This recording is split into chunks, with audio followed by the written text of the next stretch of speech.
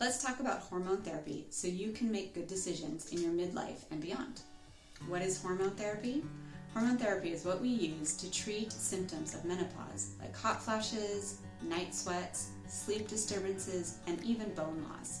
There are systemic options, meaning it is throughout your body, and there are local options, meaning the treatment is designed for very specific tissues. Who should consider hormone therapy?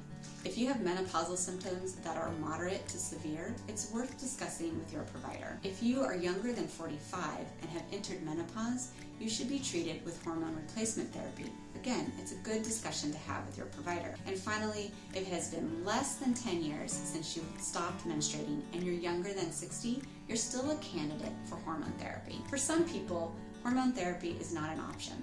This includes if you have a history of heart disease, if you have a history of breast or endometrial cancer, if you have a history of blood clots, or if you have active liver disease. There are several types of hormone therapy, and you'll hear different terms depending on the provider.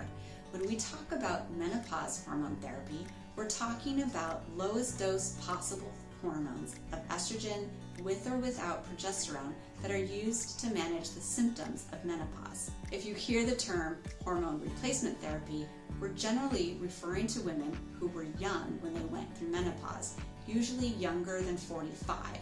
At that point, it's important for us to replace the hormones that they would have traditionally had through their 40s. This is often treated with birth control, and it helps protect the women's cardiovascular health as well as their bone health. Systemic estrogen is used with and without progesterone. We use systemic estrogen typically through a transdermal patch, as it is our safest option. You can only have estrogen alone if you do not have a uterus. If you have a uterus, we add progesterone, and the progesterone molecule is too big to go through your skin with a cream or a gel. It must be taken orally or in combination with the patch. That progesterone protects your uterus lining from hyperplasia, which can lead to uterine cancers. A tissue-selective estrogen compound is a niche product that is used for women that have sensitivities to estrogen. These are women who may have breast tenderness or bleeding when on a systemic estrogen. Finally, you're going to hear about vaginal estrogens. These are estrogens that are used primarily for the vagina and the vulva tissue.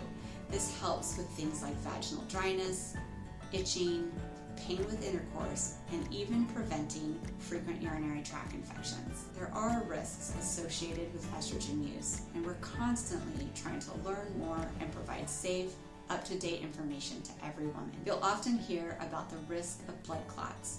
This occurs with oral estrogen because of the first pass effect.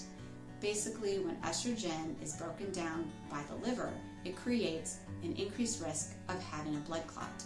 Because the transdermals do not have that first pass effect, we do not have an increased risk of blood clots with transdermal estrogens.